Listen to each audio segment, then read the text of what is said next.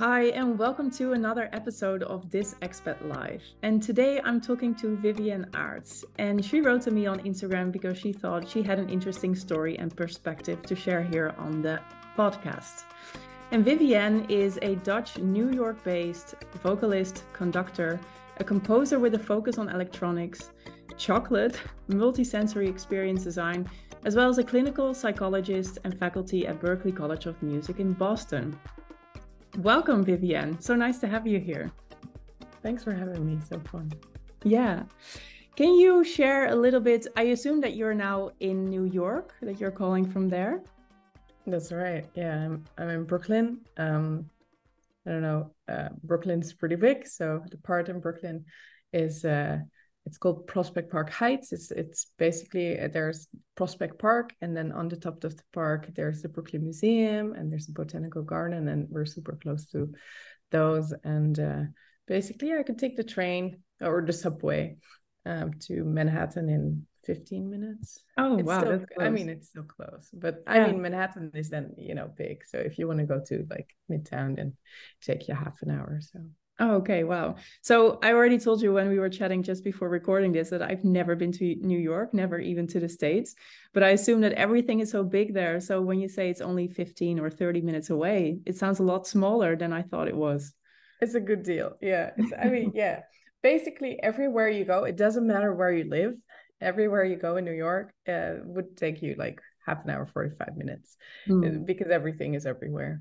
Yeah. So it doesn't really matter, where exactly you live, but there's always, always travel time. Yeah, cool. Yeah. Can you share a little bit more about how you got there? What is your story?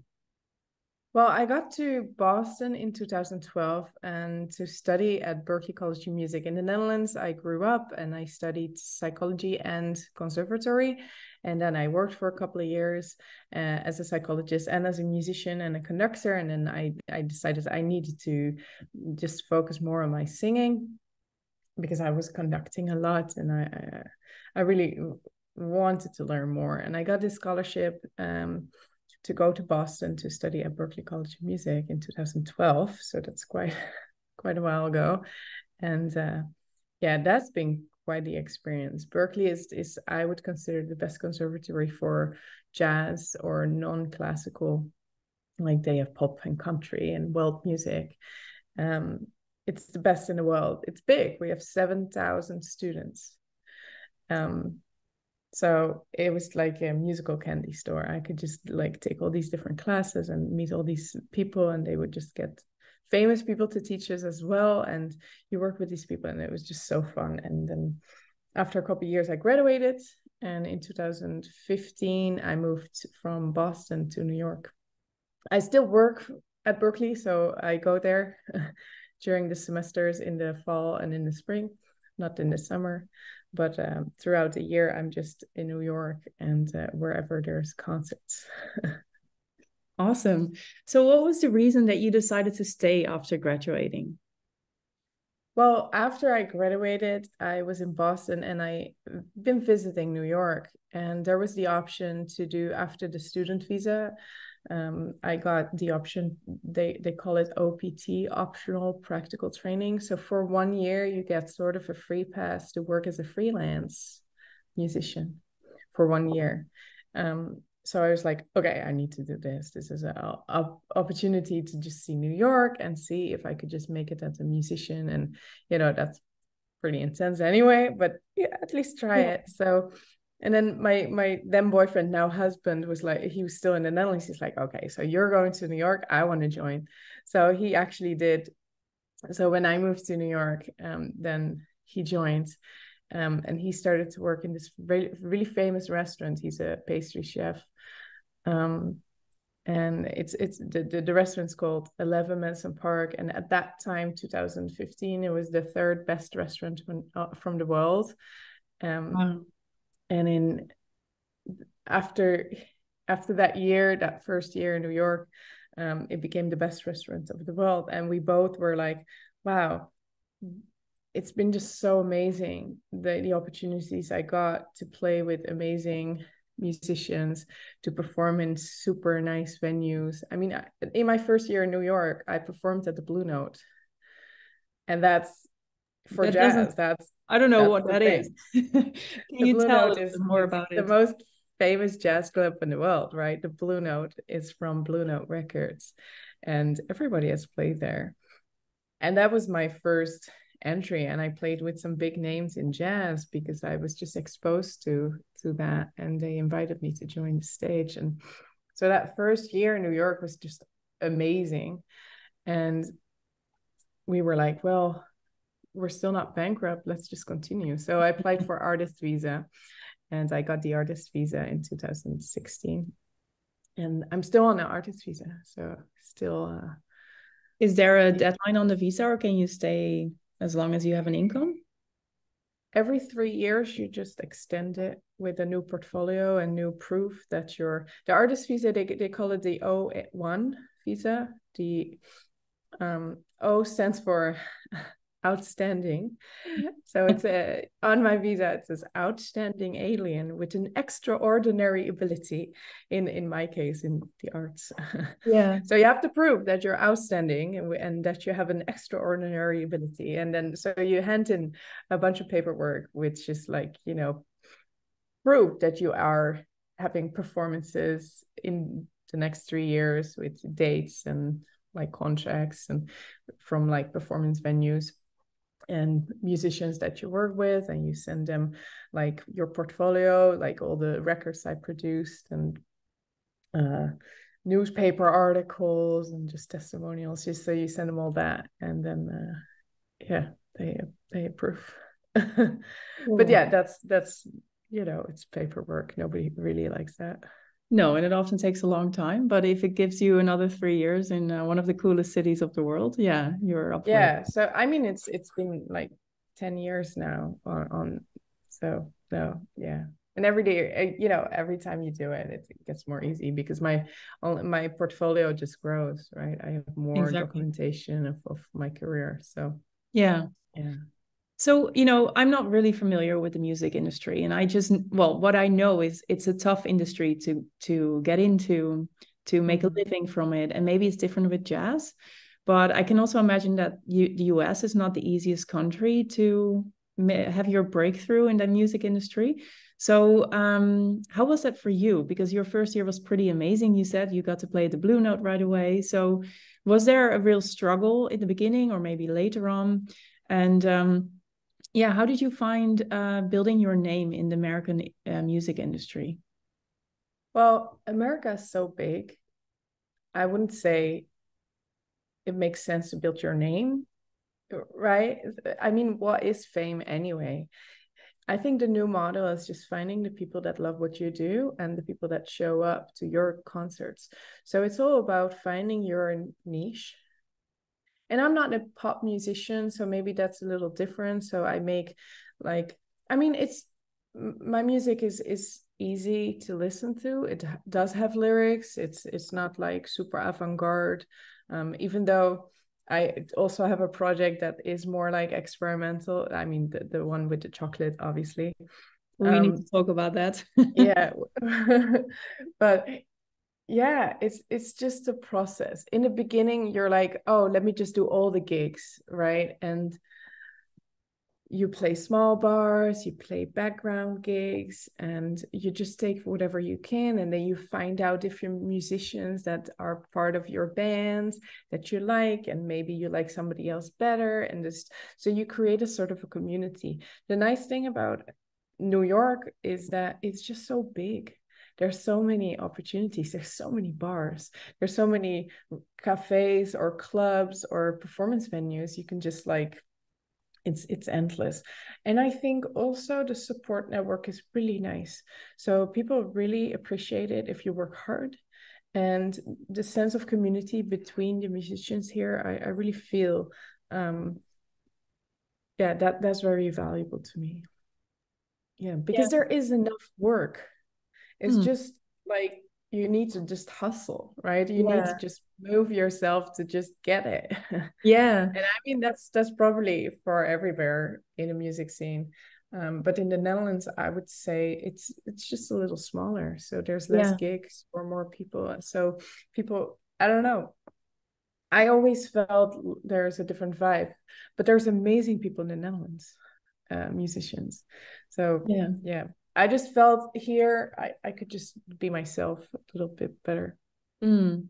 What makes that you can be yourself more than back home? Well, there's more color. Mm. Everybody, if you walk out the street, you go to Washington Square Park. There, that's like I mean, that's a good example. Some of my friends from Leiden, from the Netherlands, they went on a holiday, and his name is Gideon, and his wife is a Roos, and they went. He's a poet, and she's like a designer. So they went to New York, and they got back, and they told me, now I get it, why you're there. They described that they were sitting at Washington Square Park, where there's this fountain, and it's famous because it feels like, I mean, they put like sort of an Arc de Triomphe. They put it next to it. So there's this arch and there's a fountain, and it's a really cute square, but on the square, it's a sea of people. There's people painting with chalk on the floor. There's people with little guitars. There's people playing chess. And they have all the different hairstyles. They have all the different colors of clothing. They are from all the different places in the world, and they speak all the different languages. It's just so diverse. And I think if you just want to wear, pink hair, and like nobody's like confused. They're like, oh yeah, just do it. Yeah. Yeah. And that's, I really appreciate that. You could just like be your crazy self. And I'm not super crazy myself, but I just appreciate that freedom. Yeah, Yeah. I totally imagine that. I mean, I know the Netherlands feels a bit small, and we have this saying in Dutch, like dat je hoofd niet boven het maaiveld uitsteken. If I'm saying it correctly, I'm not even Don't sure. put your head above the field because you get mowed down. Yeah, exactly. Yeah. Or high trees take a lot of winds. Yeah, Yeah. there's a couple of them. Exactly. So there's a real sense of like just, fit in, behave normally, don't act more than you are, or don't make too much fuss about yourself. And Well, it serves a purpose, right? In the Netherlands, it has to do with the Calvinism. It has to do with sort of a liberal conservatism, right? You can do what you want, but don't bother us. Yeah. And we need to make sure that everybody is able to get the same treatment, and we cannot have like outstanding situations. It should be all sort of the same to be able to help everybody. So yeah, it's in a way it's a great model, but yeah, it For the maybe gets a little individual, it's not always great. yeah. Yeah. No, I totally get what you mean. Yeah, so that's really cool. So you've lived there since 2012, right? And so that's over 10 years. Do you ever get sick of New York or of the US? Because I also heard from people that I know that the country has changed over the last few years. Obviously, you had the pandemic in New York City. That was a tough period, I think. So yeah, how do you look at that? Well, New York as a city is pretty intense because there's just so many people, and there's just a lot of sound. So there's a lot of stimuli. So you have to make sure that you go out of the city occasionally and just get to different cities or different places that have nature. I mean, we live like right next to a park, so basically we do go there a lot. And the park is really well designed. It's really big, and but yeah, we travel a lot, and that's a good balance, because after a couple of months in New York, you're like, it's so dirty here, or like the people are like, so loud. Yeah, you need some room. Yeah, you need a balance. So yeah, we do. But I am fortunate enough to be able to travel for my work. That's part of what I do. So yeah, we still have a house in the Netherlands though. So in Leiden. So we visit that a couple of times a year. And if I have a concert in Europe, I can just do it, and just, or yeah, Teddy can use the kitchen and just cook his desserts. And yeah, exactly. Yeah, it's very convenient. And how was it during the pandemic? Well, actually, during the pandemic, I flew out for a concert. No. in Europe. And then the border closed. So I was stuck in the Netherlands. And then my husband, Teddy was in New York, and he was like, this is not good. What do we do? And he took the last airplane back to the Netherlands as well. So we left we rental empty. And yeah, for a few months. We didn't know how long it would last, but the travel ban was yeah, we just couldn't go back. But my work continued, so I had to go online and just do the teaching with Berkeley throughout the night. And I got a few recording gigs, and I started to work on my album. But yeah, so I was basically, free during the day in the Netherlands, just sitting in the garden and just meeting the neighbors. And in the night, I would just work. Yeah. And so whatever work there was left, because it was quite an identity crisis. Having no gigs was really a slap in the face. Yeah, I can imagine. Just what I do. Yeah, exactly. I love teaching, but I should have both, right? I'm a musician first. So. Yeah. How did you deal with that?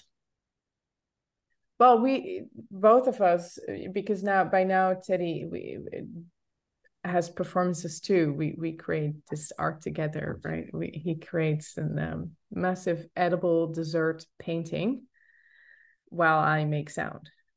So that's a performance that we do, and we've been doing it well. And we were scheduled in the Guggenheim in August 2020, which obviously did not happen. No. And the open it was supposed to be the final party of this exhibition that started in February 2020. And so Teddy went to the opening party, and I think he got COVID, but we don't know. There was no test or no nothing. And but that party, the opening party in the Guggenheim for that exhibition, was really a lot of people from all over the world. So I'm sure there maybe that was.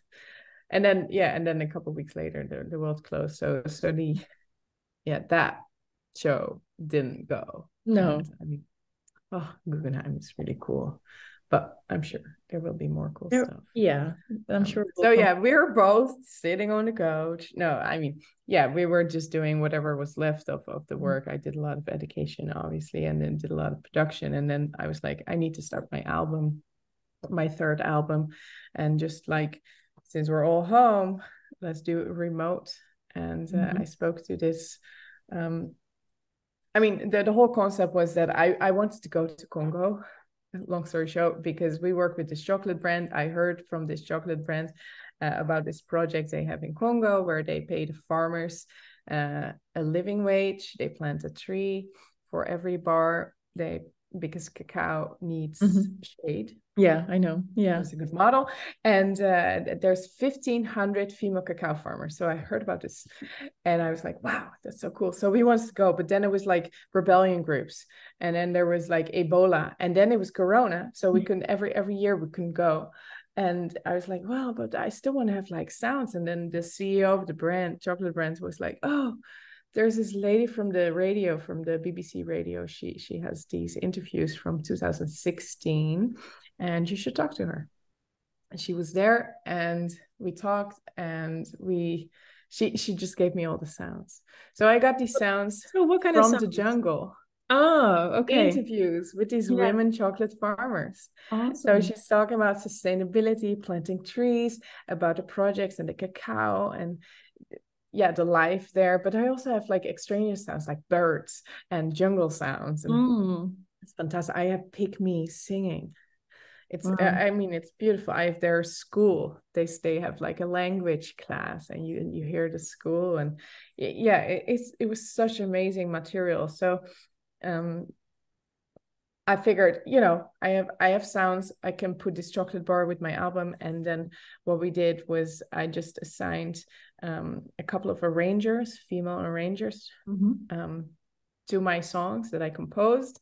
So I told my friends, hey, maybe you can change my song into your arrangement. And then one friend from Sweden, she made my song into a choir song. And then so there was a Cuban big band bolero song. So all the songs are different. In between are these samples from the jungle, from these female cacao farmers. So that was basically what we did during COVID. We just created a project, and I got some crowdfunding. I was able to pay everybody. And wow. yeah, so it's really cool. We were actually trying to just be busy and just not think about, why am I not on stage? Yeah, exactly. I mean, it's a good coping mechanism until you work too much. So this project was already in your head before Corona, if I understood correctly. Yeah, but then you totally worked on it. It was always busy, and so it just, with Corona, I was like, okay, I need something for me. I'm just only like working on a computer. So I was like, no. This is really, I need to create my album now. It's time. Yeah. Beautiful. I mean, creating an album is quite an expense. In my first year in New York, I knew I should make my third album, right? Because my last album was just in my first year at Berkeley. So that was my first album came out in 2009, and my second came out in 2012. So that was the year that I moved. And so it's been a while. So I graduated, and I'm like, I need to make my next album now. I'm done. I moved to New York. Let's think about my next album. But then you need to make that time, but you also make that, get your finances together and just save up for what you actually want to do. And it just took a few years. And then with COVID, this is the moment. And then still, this project took 2 years in the making. It just came out like in March this year. Oh, congratulations. And have you been to Congo in the meantime? Well, we're talking to a couple of people. We want to schedule a trip and then bring the music to them, and just because it's really in the middle of nowhere. It's in specifically Virunga State Park. So it's a jungle. You have to go exactly in the jungle where they are. Is 2 days with a motorcycle on a mud road. So it's really in the middle of nowhere. There's no Wi-Fi, there's no internet, they don't have a fridge. It's really like, it's very basic and remote. Yeah, and it's not safe, right? So but we're working on planning a trip, hopefully next year. Yeah. So you also get a bar of chocolate when you buy your album. Did I hear that? That's right. Yeah. So cool. So how does it work if I buy your album in the Netherlands? Like someone just sends me a chocolate bar? Yeah, I have a distributor in the Netherlands. Oh, yeah. And I have one here. So yeah, that's, I mean, in the summer, it's a little hard with the temperature. Yeah. Other than that, I can ship over the whole world. Yeah, cool. And so also for your album, there will be a tree planted, right? Yeah. Solved. Yeah. So cool. Yeah. Okay, so how do you see yourself like in the coming years? Like you said, you like living in New York. If you take a break from time to time, the Netherlands feels too small for you. Do you see yourself living there in New York for the coming years, or do you have even bigger plans? How does it look like? I think New York will be what we're doing for the next years. It has basically everything what I'm looking for at the moment. I do see us more traveling a little bit. This summer, I'm going to San Francisco for a week for a project to sing with Bobby McFerrin. And then in August, we're going to Korea for 3 weeks to do some concerts and see our friends. So yeah, I do see more traveling in the future. But yeah, New York's just so fun. Yeah. What advice do you have for people who want to have what you have, who want to, get their foot in the music industry in the US or in New York? What tips do you have for them? Well, it's important that you know how all the legal stuff works. You cannot just come and perform. You do need a visa to work here. And that means that if you just show up, then there's a big risk in just like not following the rules. So yeah, do your research on that. It is possible if you work hard and if you build your portfolio. It's always good to make sure that, you know, if you want to make a move like that, make sure that you have newspapers writing about you and just do things that are cool. Make sure to sign up to win an award, or all these things do matter on paper. Your name needs to be out there, right? Yeah. And I don't like competitions, but you know, it's part of it.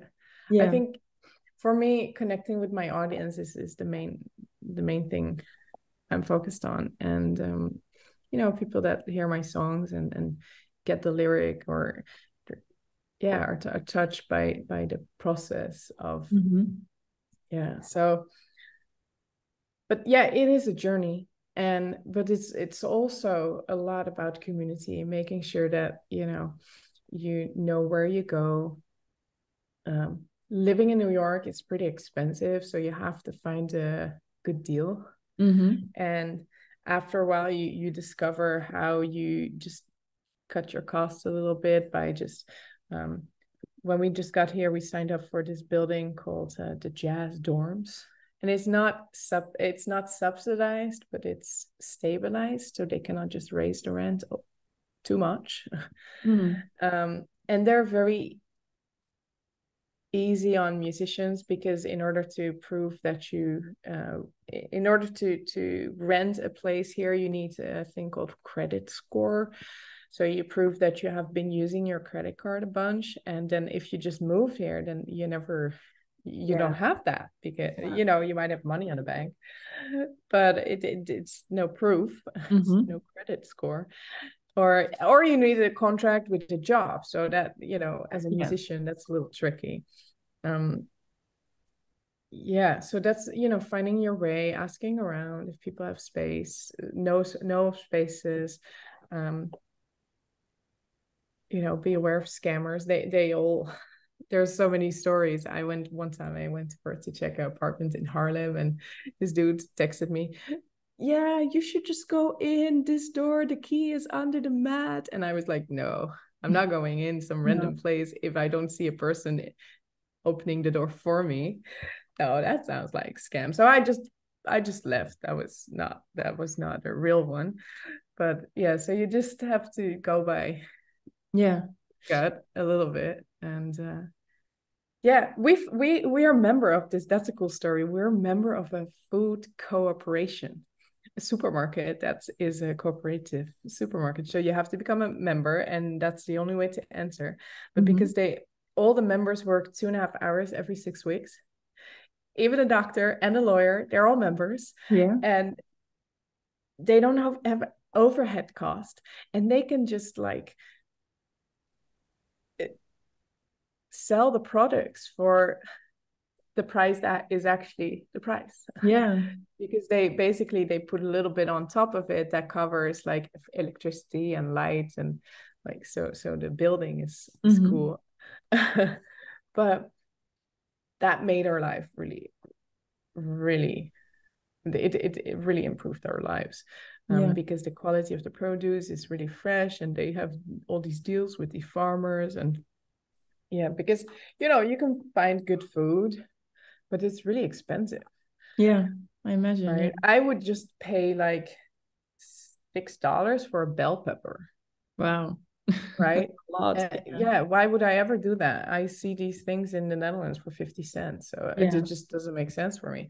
So, but then we go to the co-op, or you pay like $12 for a piece of brie. Love that cheese, but no, I can't. And then, but at the co-op, it's like $2. Because it's the real price, right? Fancy products, they boost the price because they know on fancy things they can just like make more money. I mean, they're never gonna just like rip you off on toilet paper. I mean, maybe during COVID, I don't know what happened, but so that really improved our lives. To make be able to eat good food. And we bake bread. That's another thing we miss. Good bread. You know, we're the Dutch are really amazing with their breads and Yes, their we are. cookies and I mean, being with a pastry chef, he knows a lot about it. So You're lucky then. I'm spoiled. But yeah, we decided to start baking our own bread to yeah, Yeah. just feel more at Nice. home. Yeah. And I also hear you speak about community a couple of times. So I imagine that another tip that you could have is like to invest in your network, perhaps. Yeah, totally. In both business and normal, I don't really define like, oh, this is really networking. I'd rather have somebody to be a nice person than being Mm-hmm. right. It's some people are the happy handshakers and just like hi hi, and then when they find out that it's no business for them, they just move on to the next happy handshaker. Yeah. So, but no, that's not really what I do. I rather have a long-lasting relationship with somebody that's like true inside. And Yeah. yeah, and in these last years, we have been really growing our friend group, and they're from all over the world. They all live in New York. They have all these different professions and ambitions and talents, and yeah, that's been really fun. And we do a lot of dinners, obviously. Yeah. So we cook, and then there's like 30 people, and they all Oh, wow. dine, and yeah, it's really Oh, that's fun. nice. Yeah. Um, Really nice. So, one question that I always ask to all my guests, and that is, what is your number one hack to make living or traveling abroad easier? What is your answer to that? What do you have as a tip? I really travel light, and yeah, we just have carry on or even smaller, because I don't really care about stuff. I need my computer, and I Mm-hmm. need, a performance dress, or, that stuff I need. But it's so much easier if you don't have to just lift all that stuff. So, Yeah. but also for furniture, I choose all the minimal stuff. I mean, it's really like nice, but I don't need a lot of stuff. So if you really want to be flexible in your mind and in your life, then yeah, that's a great approach. Yeah, I agree, and it's the one that has been the toughest for me. You're not the first one to share this tip. I wish I was a light packer, but I'm just not. But I'm going to practice it more often, because every time that I had to travel really light, it just my mind became a lot more clear as well, because you have so few choices. So there's a lot of noise. Just, it gets Yeah, taken away. So yeah, I totally understand totally. why you're saying that. When I moved, I digitalized all my sheet music, right? Because I Mm. had a whole wall of like scores with like Yeah, piano music and like Broadway singing songs and like all the stuff. And I put everything digital. So now yeah, I can just use my iPad or on the Dropbox, I could just type it in, say, oh, let's find some Debussy, or let's find some jazz tune. I can find everything. Yeah, so find these hacks like making stuff digital, so i I don't have any paperwork. yeah. Yeah, I like books. I do a lot of audiobooks, um or ebooks, because it just, you don't want to carry stuff. Yeah, I like that you digitalize all your sheets as well. Like It for was a lot of starting work. musicians, or yeah, I can imagine. But for starting musicians or aspiring international musicians, this is also a great tip to travel more light. So yeah, thanks for Yeah, sharing. Vivienne, where can people find you if they want to hear more about your music, your life in New York, your chocolate? yeah, they can find me on my website, Vivienne Aerts, and then Vivienne is all letters twice, Vivienne, and Arts with AE. RTS, it means earth in Dutch. And yeah, my website, Instagram, Facebook, iTunes, Spotify, all of them. But I'll if put you want to reach out, yeah, just send me an email. Yeah, I'll put some of it in the show notes so people can easily Awesome. find you. Yeah, great. Vivienne, thanks so much for sharing your experience of building your career in New York. It was really interesting to hear this perspective, because, I know a lot of expats, but I know almost no artists. And especially, I don't know anyone in the music industry. So this was really refreshing also for me to hear. Right. this is such another experience of being an expat, of living abroad. So that was really It is cool. different. Yeah, nobody sent me here. I came and I had to Yeah. just build everything. It's no company pays my rent, right? Yeah, yeah, exactly. So it's A a bit, different game. yeah. Cool. Thank you so much, and I look forward to staying connected with you. Thank you.